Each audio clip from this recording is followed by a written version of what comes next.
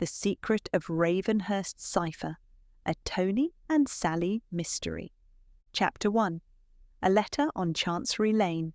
London, in the winter of 1907, was a city of stark contrasts. Horse-drawn carriages shared the streets with noisy motor cars, and gas lamps still flickered beside the steady hum of electric streetlights. The city wore a cloak of fog that December afternoon, its grey mantle hugging rooftops and curling around lampposts. The scent of roasting chestnuts mingled with the distant clang of a bell from St. Clement Danes. Somewhere nearby, a newspaper boy shouted headlines about unrest in the Balkans. Tony Middleton and Sally Cartwright had just stepped out of Temple Station. The air was damp and brisk. Tony adjusted his woolen scarf and glanced at the note he'd scribbled earlier. "Cavendish Rare Books, Chancery Lane," he read aloud. "It's meant to have a first edition of Tamburlaine the Great. If I'm lucky, I might be able to afford it." Sally, whose auburn curls were mostly hidden beneath a smart hat, tucked her hands into her fur-lined muffs. "If you're lucky, you might afford the dust on its cover." Tony laughed. "Still, we must at least go in and admire it." The bookshop was a narrow little place wedged between a tobacconist's and a solicitor's office. Its windows were coated with grime, the glass etched with faded gold lettering that read "Cavendish and Sons, Antiquarian Booksellers." A bell tinkled overhead as they entered, and the smell of old paper, must and leather bindings enveloped them. Behind the counter stood a man of indeterminate age, with thin wire spectacles perched on the bridge of his nose. He glanced up but said nothing, returning to his reading. Rows upon rows of aging tomes lined the walls, some stacked haphazardly on the floor, others locked behind glass. It was a paradise for Tony, who took to the shelves like a sailor to the sea.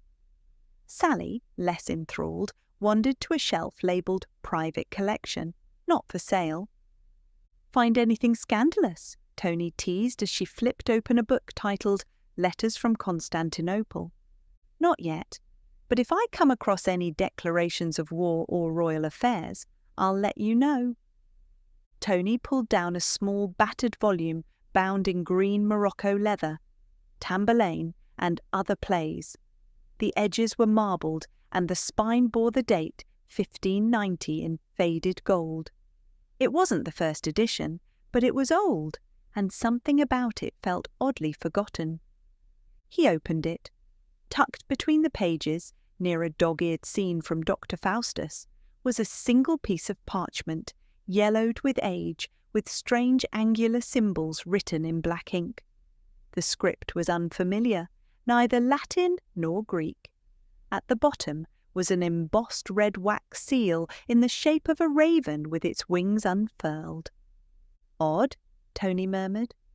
Sally joined him. "That wasn't part of the play, was it?" "I doubt it. Look at this." He turned the page toward her. "It's some sort of code." She leaned in, her breath fogging lightly on the cold air trapped inside the shop. "That seal. I've seen that somewhere before." Tony raised a brow. "Where?" Sally frowned thoughtfully. "My Uncle Miles has a tapestry in his study at the Foreign Office. I remember a similar crest, a raven with spread wings, embroidered near the edge. He once told me it belonged to an old European society. Or was it a defunct embassy? I don't recall." Tony looked again at the parchment. "Should we ask the shopkeeper?" Sally turned toward the counter, but the man was no longer there. A soft creak came from a door marked "Private, No Entry" at the back of the shop. They waited a moment, but no one emerged. "I'll just purchase the book," Tony said, "parchment and all." They rang the bell on the counter. No answer. A glance into the back revealed nothing but a narrow hallway and a shuttered window. Feeling a little unnerved, Tony left a few shillings and a note explaining his purchase. As they stepped out into the street again, the fog had thickened and the sky was rapidly dimming. A man across the road stood beneath a flickering gaslight, seemingly watching them. He wore a long grey coat and held an umbrella, though it wasn't raining. When Sally glanced back again, he was gone. "Did you see?" "Yes," Tony said hastily. "Let's walk." Quickly. They said little until they reached the main road again and could hear the steady clatter of traffic. Only then did they breathe easier. That evening, at Tony's shared flat in Bloomsbury, they examined the parchment again under a brighter light. Tony tried holding it to a candle, sprinkling it with flour, even breathing on it, but nothing revealed more of the code. Sally took notes and made a sketch of the symbols. "They don't resemble any cipher I've seen before, but something tells me it's important." Before they could continue, a sharp knock echoed through the flat. Tony opened the door. No one stood in the hallway, but there on the doormat was a folded piece of paper, blank, save for a single line written in neat capital letters: "Return what you found or face the consequences." They looked at each other. "This," Sally said quietly, "is no longer just about an old book." Chapter 2. A Curious Connection at the Foreign Office. The following morning, a pale winter sun filtered weakly through the lace curtains of Tony's Bloomsbury flat, though it did little to ease the chill in the air. The events of the previous day weighed heavily on both Tony and Sally. Tony stirred his tea absently, eyes locked on the coded parchment. "I can't decide whether this is a childish prank or something deadly serious." Sally shook her head. "No one burns down a bookshop or leaves threatening notes for sport, Tony. Someone wants this parchment badly, and they're watching us."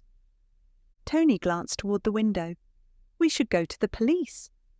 "With what?" Sally replied. "A strange note, an old book, and a piece of parchment with symbols no one understands. They'll laugh at us." Tony exhaled. "Then what do you suggest?" She paused, then leaned in, lowering her voice. "My uncle, Uncle Miles, he works at the Foreign Office. He's never been the most talkative man, but if anyone would recognize that raven seal, it's him. I'm certain I saw the same symbols stitched into a tapestry in his study." Tony nodded slowly. "Then let's pay him a visit." Whitehall bustled with the steady hum of carriages, hansom cabs, and bowler-hatted civil servants striding in and out of the many grand buildings that housed the British Empire's administrative heart. The Foreign Office stood like a proud sentinel, an ornate facade of stone pillars, carved cornices, and gleaming windows that overlooked the chilly streets below. After some convincing at the reception and a well-timed name-drop of her uncle, Sally led Tony past polished corridors, through marble-tiled halls, and finally to a heavy oak door bearing a brass nameplate: Miles Weatherby, Under-Secretary for Continental Affairs. Sally knocked sharply.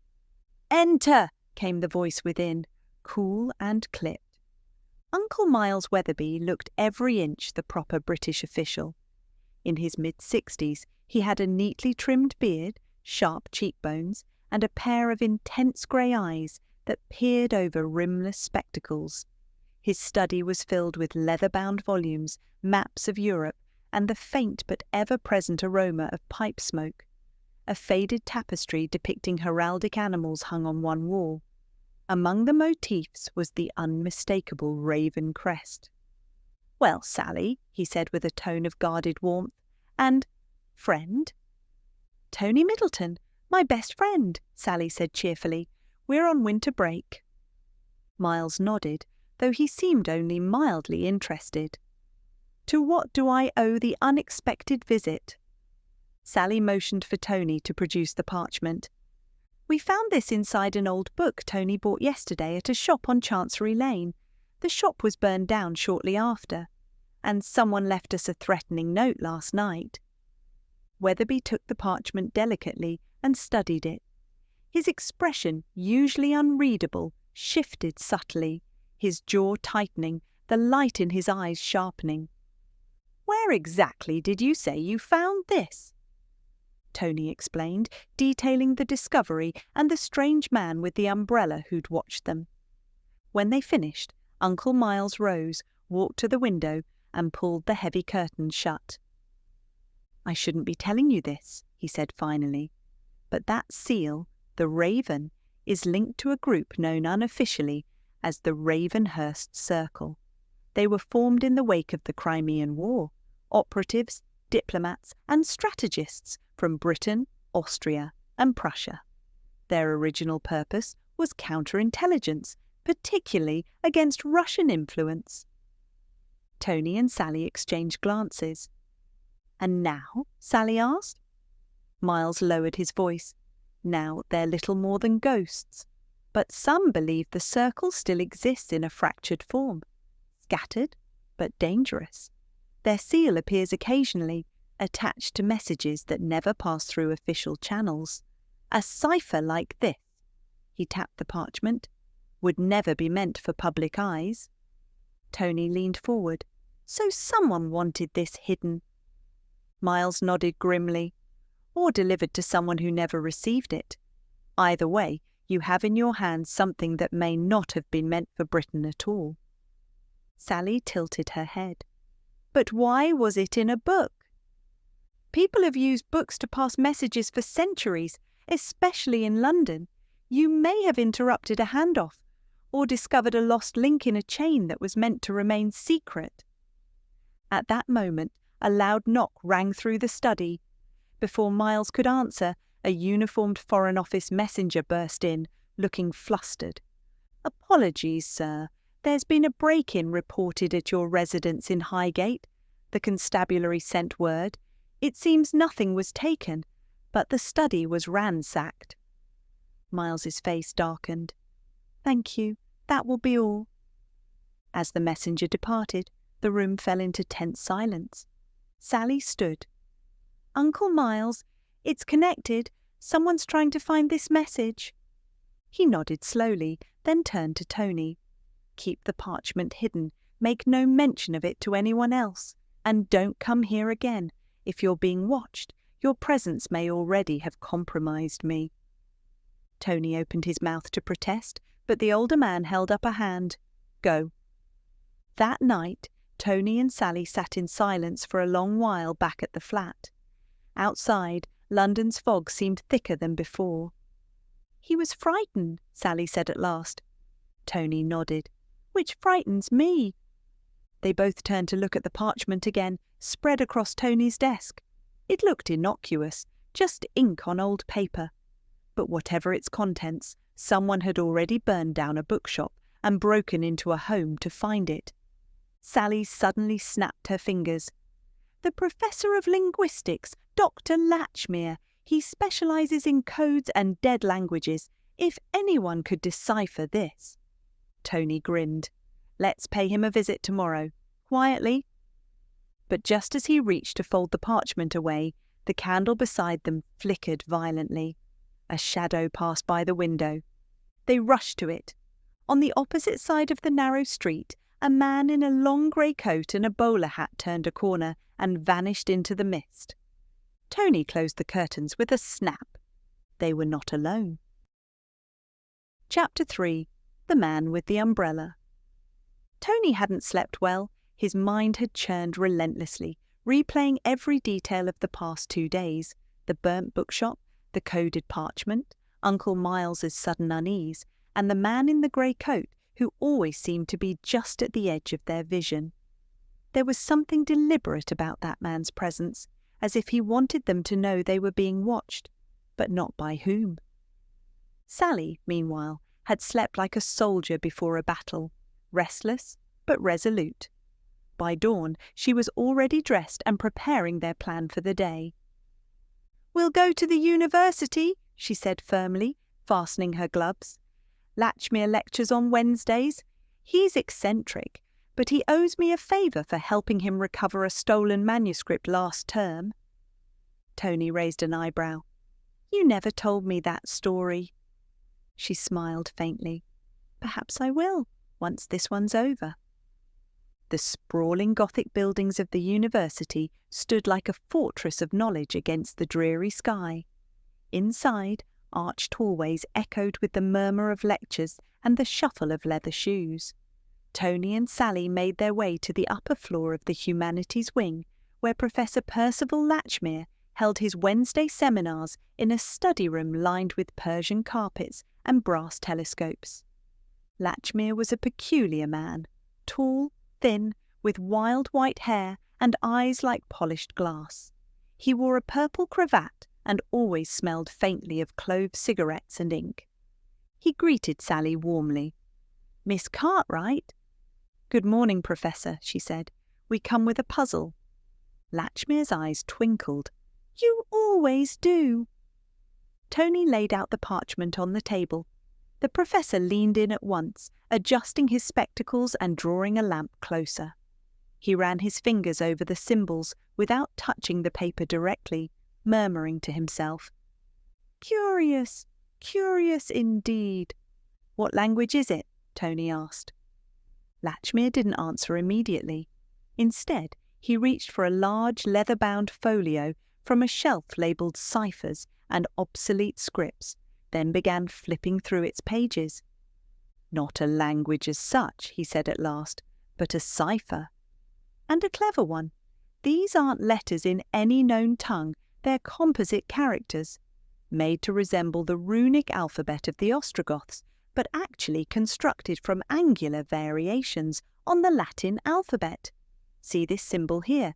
This could be an inverted E joined to an F." "Can you break it?" Sally asked. "I can try, but I'll need time and discretion. This parchment, wherever it came from, was never meant for amateurs." Tony and Sally exchanged a glance. "We think it may be connected to a covert group tied to the Foreign Office," Tony said carefully. "A group called the Ravenhurst Circle." Latchmere stiffened ever so slightly. "Where did you hear that name?" Tony hesitated. "From someone who asked us not to say." The Professor nodded gravely, then reached for a second book, this one smaller, bound in cracked red leather, with a lock on its side. "I'll begin work immediately," he said, "but keep your eyes open. If the Ravenhurst Circle is involved, you're playing with something older and more dangerous than you realise." Having left the parchment in the Professor's safekeeping, Tony and Sally wandered the mist-laced embankment gardens, thinking aloud and puzzling over each thread they'd pulled. Sally jotted notes in her pocket journal while Tony studied the flow of people moving through the park. "Someone is going to try and intercept Latchmere," Sally said. "We've put him at risk now, haven't we?" Tony nodded slowly. "Which means we need to work faster than whoever's watching us."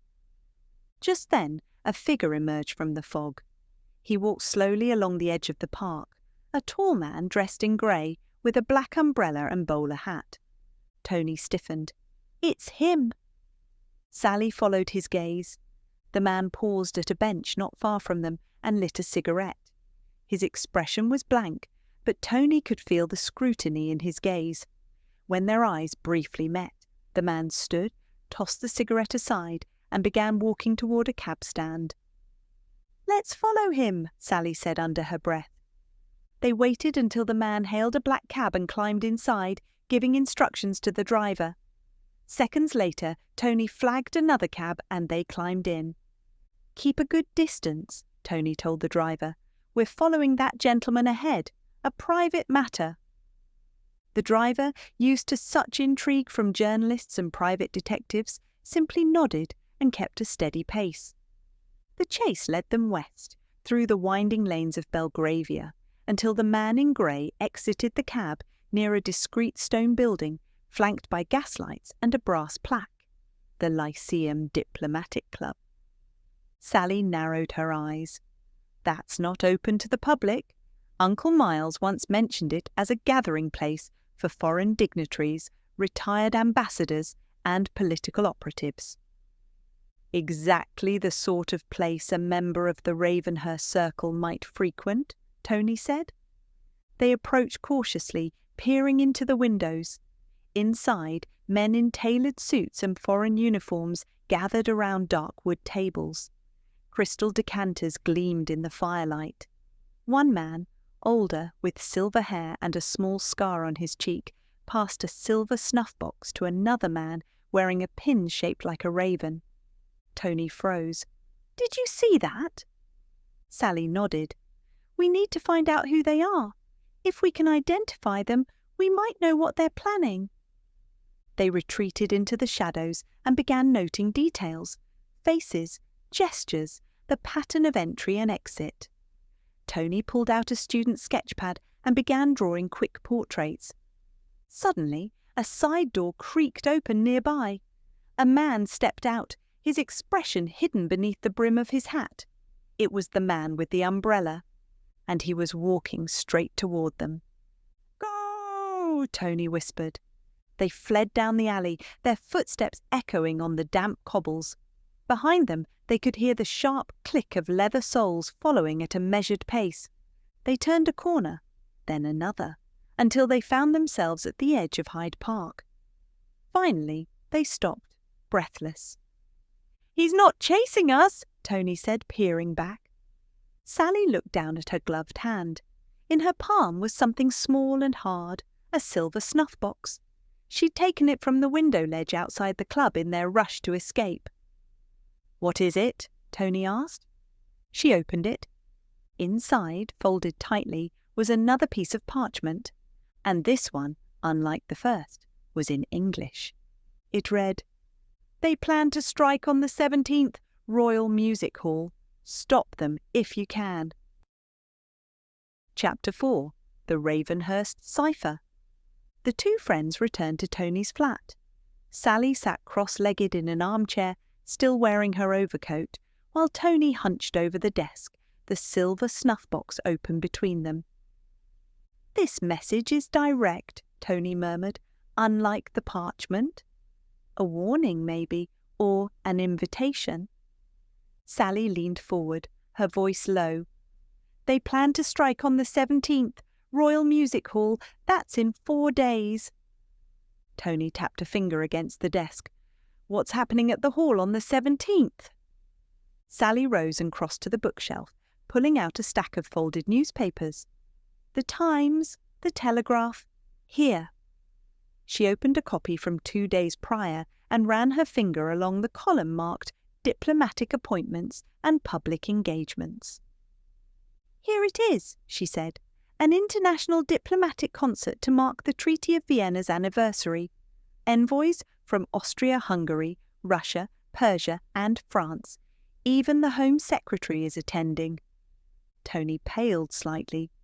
An assassination attempt?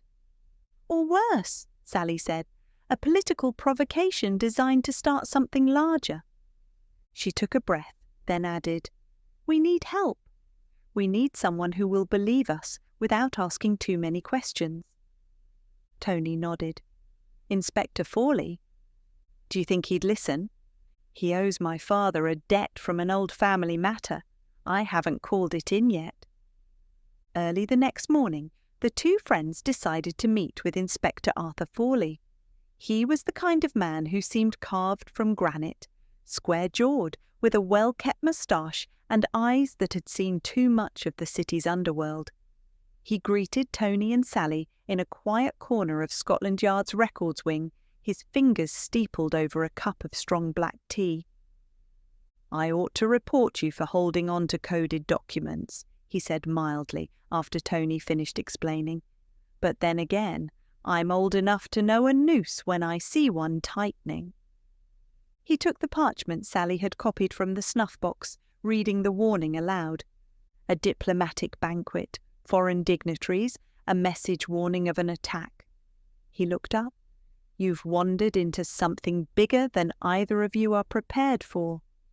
Sally didn't flinch. "Then help us prepare." Fawley gave her a long, steady look, then sighed and stood. "There's a name I haven't heard in years, Ravenhurst, whispered more than spoken, rumours mostly, about a group that operated beneath the layer of government." "And now?" Tony asked. "Now they're ghosts. Some say after the war with the Boers, they turned rogue. One faction, the more radical one, believed in preemptive strikes. They called themselves the Ravens' Wing. Sally exchanged a glance with Tony. Fawley nodded grimly. If this is them, it may not be an assassination. They could be trying to sabotage relations entirely, something spectacular, something that points fingers at the wrong country. Tony sat back. Like poison at a banquet? Fawley turned to the map on the wall. The Royal Music Hall has over a dozen entrances, most guarded only on the night itself. And the kitchens, well, if someone wanted to slip something into the food or drink. We need to get in before then, Sally said quickly. If we can plant ourselves there during set-up, maybe pose as staff or musicians, we could observe who comes and goes, find our suspects.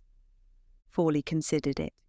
I have a contact at the hall. Leave the disguise arrangements to me, but you'll be on your own inside. I can't pull official strings for a tip based on a cipher.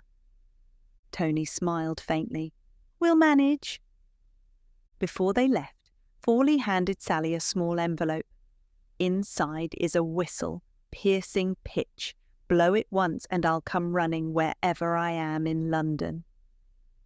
That afternoon, back at the university, the halls were abuzz with the usual term-end chaos, students discussing exams, professors rushing to lectures, the scent of coal smoke drifting through the air. But Latchmere's study was oddly silent. Tony knocked twice. No answer. He tried the door. It opened. Inside, the room was dim, the curtains half drawn. Papers were strewn across the floor. Books had been yanked from shelves. The cryptographic charts Latchmere kept pinned to the wall were torn down. "Tony," Sally whispered, pointing to the desk. The parchment, the original cipher, was gone. But in its place was something far more chilling. A single black feather, lying across Dr. Latchmere's open chair. Tony stepped forward, scanning the room. "There's no sign of blood. Maybe he escaped. Maybe he hid." Sally's eyes scanned the books on the table. "Wait, he left us something." She pulled out a sheet of notebook paper from beneath a copy of The Art of Secret Writing. In Latchmere's hurried hand was scrawled, "The code is mirrored, letters within letters. Watch the R and the K. The rest will follow. Trust only those who sign in red." "Letters within letters?" Tony said, reading it aloud. "What does that mean?" Sally looked again at her sketch of the cipher and frowned. "I think I know. It's a layered cipher, double encrypted." "And trust only those who sign in red?" Sally turned over the silver snuff-box. Inside the lid, almost imperceptibly, was a faint red M scratched into the metal. She looked up at Tony. "Miles, Uncle Miles, he gave this to them, or he warned us." That evening the two decided to visit Uncle Miles' residence. The house in Highgate was a handsome Georgian structure set behind iron gates. Tony and Sally approached just as the gas lamps were being lit along the lane. A butler greeted them stiffly and informed them that Mr. Weatherby had not returned since the previous evening. Sally turned pale. "He always returns, always." The butler, now concerned, allowed them into the study. It too had been rifled through. Maps torn from the wall, a shattered photograph of Queen Victoria, a drawer left open, its contents gone. On the desk, however, lay a thick envelope. Inside was a single ticket. Admission to the Royal Music Hall, Diplomatic Concert, December 17th, 7 p.m. And folded within the envelope was a note in Weatherby's handwriting. "Not all ghosts are dead. Trust the man with the limp, and beware the one who smiles too much." Tony stared at the ticket, the note, and the wreckage of the study. "This isn't espionage anymore," he said. "No," Sally murmured. "It's a war in the shadows." Chapter 5. A Shadow at the Banquet. The Royal Music Hall loomed like a grand coliseum in the cold morning fog. its red brick and terracotta facade wrapped in mist. The vast dome overhead was barely visible from the street, but inside, preparations for the diplomatic concert were already in full swing. The building, normally filled with music, now buzzed with the murmurs of staff, the clatter of cutlery being unloaded, and the barking orders of event organisers. Tony adjusted the crisp white shirt and black waistcoat of his server's uniform. His hands, now gloved, were already faintly damp. Sally, dressed as an usher in a neatly fitted navy blue frock with a silver brooch pinned to the collar, stood beside him, her auburn hair pinned tightly beneath her cap. A clipboard rested against her hip. "Try not to look too intelligent," she whispered. "It makes people suspicious." Tony offered a thin smile. That's difficult advice for someone dressed like a headmistress. Sally turned her eyes toward the great central auditorium, where a sea of red velvet seats surrounded the vast circular stage. On it stood a gleaming grand piano, and a group of workers were arranging music stands beneath an elaborate chandelier. The hall had been transformed for the evening's event. Flags of various nations hung from the upper balconies: Austria, Hungary, Persia, Russia, France, and, of course, the Union Jack. "I don't like this," Tony murmured. "It's too perfect, too ceremonial." "Exactly," Sally said, "which is why it's the perfect stage for someone trying to make a statement." They watched as trays of crystal glassware and polished silver were carted into the banquet room just beyond the performance hall. The scent of roasted venison and smoked trout drifted from the kitchens at the rear, where a team of chefs worked with mechanical precision. Tony tilted his head toward the hallway. "Let's split up. I'll watch the kitchens. You take the upper gallery."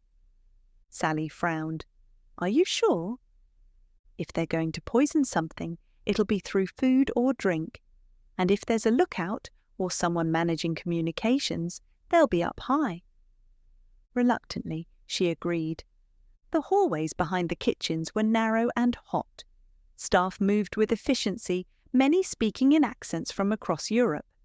Tony pretended to be busy checking wine bottles and trays, slipping past the kitchen doors and into the preparation room. Inside, the head chef, a heavy-set man with a silver moustache and a booming voice, was organising the final menu. "Cognac," he barked, "must be poured only after the dessert, and don't touch the black truffles unless I say so." Tony's eyes roamed the room, noting every movement. One man caught his attention, a lanky kitchen assistant with a slight limp who kept glancing over his shoulder and seemed unfamiliar with his tasks. He held a silver tray a little too carefully, his gloved fingers twitching. Tony stepped closer. "First time here?" he asked casually. The man flinched, then gave a sheepish nod. "Transferred from Claridge's, just for tonight." But his accent was off, clipped, uncertain. As he turned, Tony saw a tiny ink mark on the back of his collar. A red mark. Tony's heart raced. He recalled Weatherby's note, "Trust the man with the limp." "Listen," Tony said quietly, "you're not really from Claridge's, are you?" The man blinked rapidly. "Are you Tony Middleton?" Tony stiffened. The man nodded slightly. "Then I have something for you." He slipped a small envelope into Tony's palm, then turned and exited through the servants' corridor, vanishing into the labyrinth beneath the hall. Tony opened the envelope quickly, shielding it behind a rack of crystal goblets. Inside was a diagram, a crude floor plan of the Royal Music Hall. One room was circled in red, boiler access, south wing, with a single word written beside it. Draft. Sally had taken post at the upper gallery. It offered a commanding view of the entire hall. Sally moved among the rows of velvet seats and ornate railings, clipboard in hand, as if inspecting the ticket numbering. But her eyes were searching for something else. Several technicians adjusted the stage lights and ensured the velvet ropes along the diplomatic section were precisely in place. She recognised one of the event organisers, a woman named Madame Leclerc, who had organised previous banquets for the French consulate. She appeared nervous, her eyes flitting constantly toward the entrances. Then Sally saw him, the man with the umbrella. He stood at the rear of the upper gallery, speaking with a tall gentleman in a plum-coloured frock coat. They were examining the chandeliers and a rope pulley that connected to the lighting rig. Sally slipped behind the curtain separating the gallery from the stairwell and watched. The man with the umbrella handed over a narrow black case. Inside were 2 glass vials filled with an amber-coloured liquid. The man in the plum coat pocketed them, nodded, and walked away. Sally's breath caught in her throat. Then the man with the umbrella turned and smiled, directly at her. She fled down the back stairs. The boiler room, 1:30 p.m. Tony pushed open the heavy iron door marked Boiler Access. The air inside was thick with heat and the smell of coal. The diagram had led him here. But what was the connection? He crouched by a large pipe valve and found something tucked beneath it, a long metal cylinder, unmarked, capped at both ends. A faint ticking sound came from within. Tony's blood turned cold. A bomb. He turned to run, nearly colliding with Sally, who had just rushed in from the rear stairwell. "We have to leave now," she gasped. "They're rigging the chandeliers, and they're going to poison something. Those vials." Tony grabbed her wrist and showed her the device. "They have backup plans," he said. "This isn't just a poisoning, it's total chaos." Moments later, the loading bay.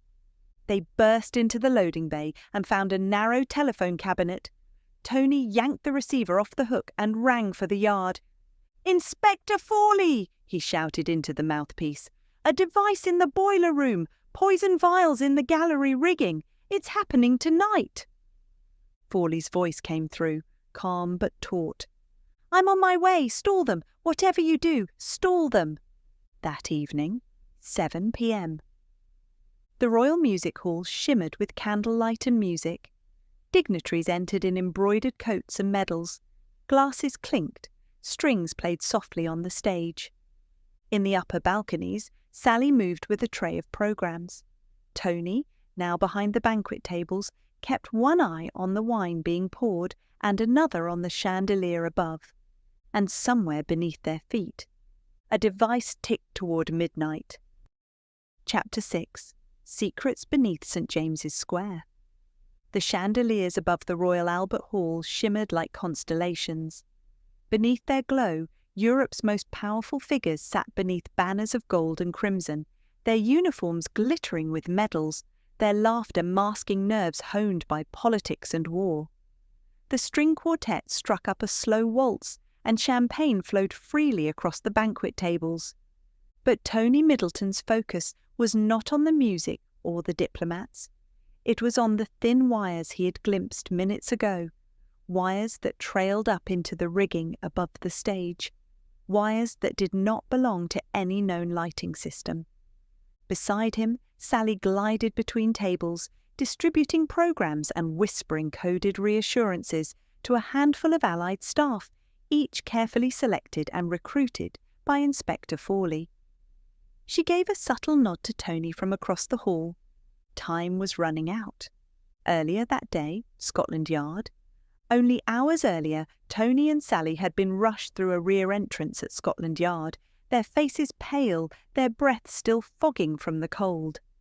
Inspector Fawley stood in his office, sleeves rolled up, beside a blackboard scrawled with maps, names and arrows. "The boiler room device," Tony reported, "was fitted with a 6-hour delay. It could level half the hall if rigged with the right chemicals." Fawley nodded grimly. "We'll get a team down there to disarm it. You two, there's something else I need you to see." He unrolled a large document, a surveillance map of London marked with red circles. "An informant we've been tracking left this in our dead drop. These red zones are locations tied to the Ravenhurst Circle over the last 10 years. Safe houses, meeting points. But this one," he tapped a finger against St. James's Square, "has remained active throughout, even during the war, a Masonic lodge converted to a gentleman's club." The Lyceum Club, Sally said. That's where we saw the man with the umbrella. Fawley nodded. We've intercepted chatter that they'll be gathering there tonight, perhaps to observe the aftermath of their work. Tony frowned. Or coordinate a secondary move if the first fails. I want you to go there, Fawley said. You've been seen with them. They may mistake you for sympathisers. He passed them each an envelope. Inside was a folded card embossed in red wax, the same Raven seal. You'll pose as agents from Vienna. A cipher passed between the Russian envoy and Persia has apparently gone missing. You're here to retrieve it. Sally raised a brow. And what if they ask questions we can't answer? Then lie or stall. I'll be waiting nearby with my team. If we can confirm the presence of Ravenhurst leadership, we'll move in. Tony took a deep breath. All right, let's finish this. Nightfall. The Lyceum Club, St. James's Square. London's fog returned like a memory, rolling over the cobbles of St. James's Square as Tony and Sally approached the Lyceum's wrought-iron gate. Gas lamps flickered above them, their glow catching the faint sheen of Sally's pearls and the silver trim of Tony's overcoat, both hastily borrowed from the theatre department to help them pass as continental dignitaries.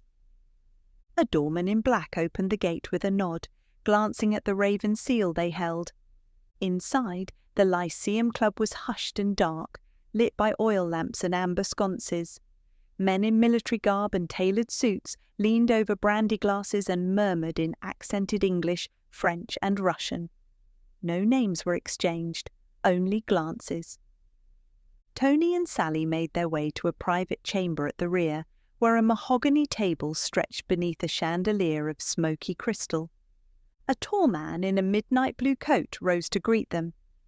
"You are late," he said, his voice clipped, eyes piercing beneath dark brows, and early, depending on which side you're playing for. He extended a gloved hand. "I am Halverson." Tony shook it. "Emmerich, this is Madame Lasker."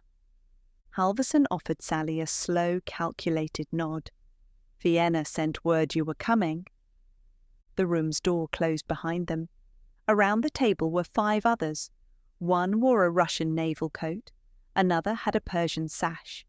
2 more looked like scholars, elderly, ink-stained, their expressions grim. At the far end sat a man shrouded in shadow. Tony could not see his face. Halverson gestured to the centre of the table, where a box rested. Inside it, photographs, the Royal Music Hall, its vents, the kitchen layout, the stage pulley. "Tonight," Halverson said, "is the turning point.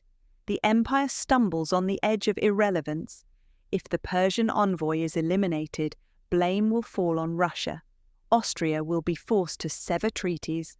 And England will lose its seat at the table altogether." "And what of the Ravenhurst Circle?" Sally asked boldly. That brought silence. The man in the shadows stirred. "We are no longer a circle," he said, his voice deep and dry like rust. "We are the blade in the dark, the silence before the cannon." Tony swallowed hard. Then the chandelier above them shook slightly.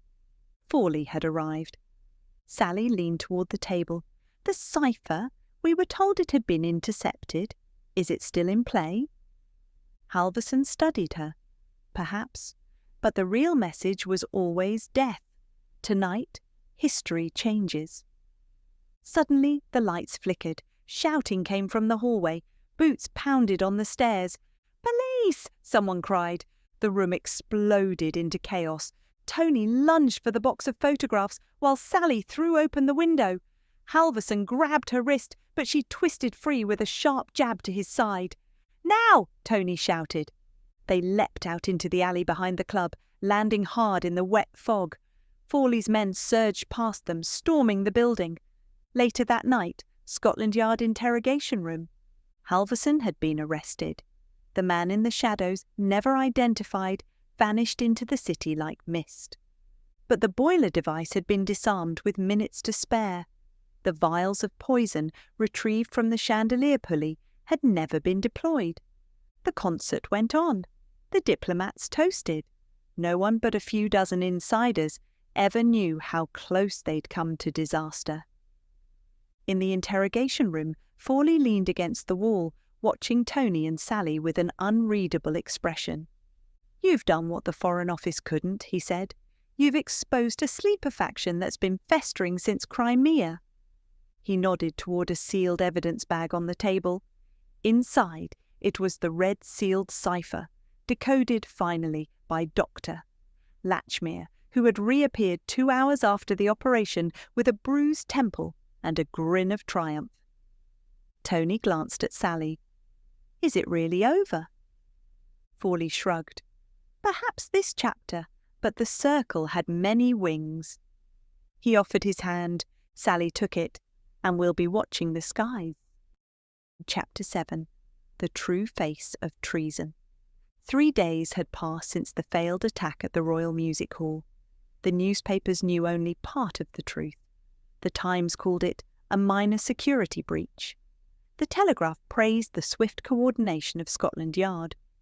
The Daily Mail speculated wildly about anarchists and French dissidents, but nowhere in the columns was there mention of the Ravenhurst Circle, of shadowy meetings behind velvet drapes, of coded ciphers hidden in Elizabethan plays, or of 2 young students who had risked their lives to stop an international disaster. Tony Middleton and Sally Cartwright had not returned to classes. Instead, they sat across from each other in the garden behind Inspector Fawley's townhouse in Kensington, sipping lukewarm tea as the pale winter sun hung over the rooftops like a reluctant witness. "I keep thinking about the man in the shadows," Tony said at last, "the one who sat at the far end of the table. We never found out who he was." Sally nodded. "They all deferred to him," she said. "Even Halverson. Whoever he is, he wasn't from the Foreign Office." "Then who?" Sally looked into her teacup. "Someone who knew the hall's layout, the banquet guest list, the diplomatic protocol, someone who could walk into that concert unnoticed, someone trusted." Tony leaned forward. "You think he was there that night?" She didn't answer immediately. Instead, she reached into her coat pocket and produced a folded envelope. "I received this morning. No return address." Tony opened it. Inside was a black and white photograph, grainy but clear. It showed the concert at the Royal Music Hall, taken from the upper gallery. In the crowd of dignitaries and musicians, seated unobtrusively in the second row, was the man from the shadows. Same high collar, same posture, a faint scar visible along his right cheekbone. "He was there?" Tony said softly. Sally nodded, watching, perhaps waiting, perhaps planning something else. There was a second page in the envelope, a message typed on a thin strip of paper. "The raven does not fall, it flies again. Madrid, April 5th. Tony and Sally stared at the words. "Madrid," Sally said. "That's a diplomatic summit. British and Spanish ministers. Naval talks." Tony stood, adrenaline already rushing back into his limbs. "We have to tell Fawley." "He's already gone," Sally replied. "Left early this morning, took a steamer to France. The Intelligence Bureau requested him for an operation on the Riviera." Tony sighed. "Then what do we do?" Sally stood and brushed down her skirt. "We do what we always do, Tony. We follow the trail." That evening, a final visit. Before parting ways that evening, they decided to pay one last visit to Miles Weatherby. His house in Highgate stood silent under the orange glow of the street lamps. The brass knocker on the door was tarnished with frost. A butler answered after several minutes. "He's not receiving visitors," he said curtly. "Tell him it's Sally," she said. "He'll see me." A pause. Then the butler returned. "Very well. Upstairs, in the library." The study was as they remembered, orderly, warm, the tapestry with the raven crest hanging over the fireplace. But Miles Weatherby looked different, thinner, older, and there was something in his eyes, something that flickered with both gratitude and regret. "I know why you've come," he said. "The message, the photograph, Madrid." "You knew he was still out there," Sally said quietly. "I suspected," Miles replied, "but suspicion is not proof, not in my world." "You were one of them once," Tony said, "weren't you?" Weatherby didn't deny it. When the Circle was still serving the Crown, yes, before it fractured, before men like Halverson took it into the shadows. Sally stepped forward. "Then help us stop them, one last time." Miles Weatherby looked up. His voice, when it came, was soft. "If I help you, there's no going back." Tony met his gaze. "We never intended to." Weatherby nodded slowly, then crossed to his desk. From a locked drawer, he removed a black velvet pouch. Inside it was a medallion, a silver raven in flight, mounted on a crimson ribbon. "The original seal of the Circle," he said, "given only to those trusted with final decisions." He handed it to Sally. "Take it. If Madrid is next, you'll need every advantage." 1 week later, at the university library, Tony and Sally sat at a long reading table in the library, surrounded by the scent of old paper and polished wood. Before them was a stack of atlases, train schedules, and diplomatic directories. "You really think we'll find them again?" Tony asked. Sally looked up from the Madrid summit itinerary and gave a slow, confident smile. "Oh yes, and next time we won't just stop them." She reached into her satchel and pulled out the medallion. "We'll expose them." A gust of wind rattled the stained glass windows behind them. The Ravenhurst Circle had not vanished, and Tony Middleton and Sally Cartwright were no longer just two clever students chasing puzzles.